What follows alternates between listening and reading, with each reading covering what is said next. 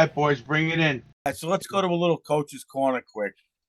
I pointed this out to Eddie last night, especially when you're watching it live.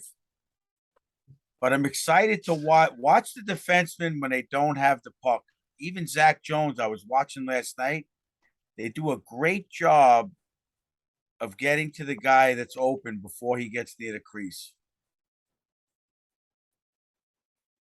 I see Schneider doing it. I see Zach Jones doing it. I see Trouba doing it. They cut the guy off and they're battling him before they get to the crease. They're watching him out of the corner. Schneider, I think, is unbelievable at it.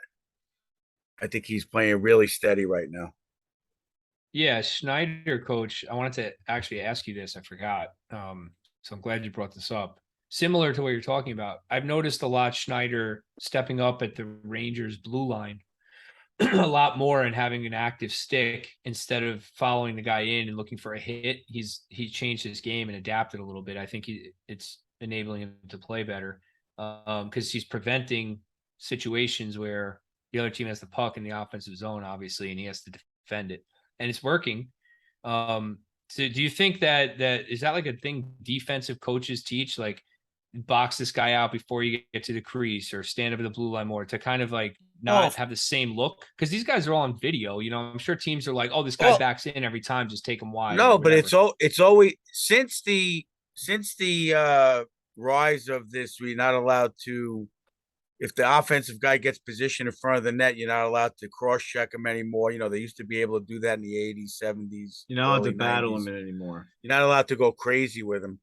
It was always, they started teaching, you got to get him before he gets to the area, and you could box him out, but you're not supposed to be able to cross-check him, slash him on the back of the leg. They used to let all that stuff go. Isn't that interference? That was the fun part of it. Well, no, if you have position first, if that guy's coming out of the corner, and you have position first, it's not interference. And he doesn't have the puck. Right. Beat him to the spot. And you're boxing him out, something like in basketball. You're impeding his progress to the area of the ice that he's trying to skate to. Right. Without the puck. I mean, if you do knock him over, by definition, be interference. Yeah. Well, interference doesn't require you to knock someone over. I think that it's like borderline interference. It is, but it's one of those gray areas in hockey. So right, because they're moving, because both players are moving while doing it, is what you're saying. So it's a little hard to call that. Right, they're letting you battle for that position. But if you watch the Rangers, they do it really well, especially if it's a guy like Zach Jones against a guy that's bigger than him. That's what you have to do. I try to teach that to our kids. You have to get him before he gets there. You're not going to move that guy out. Yeah. So you have to get that body position on him first.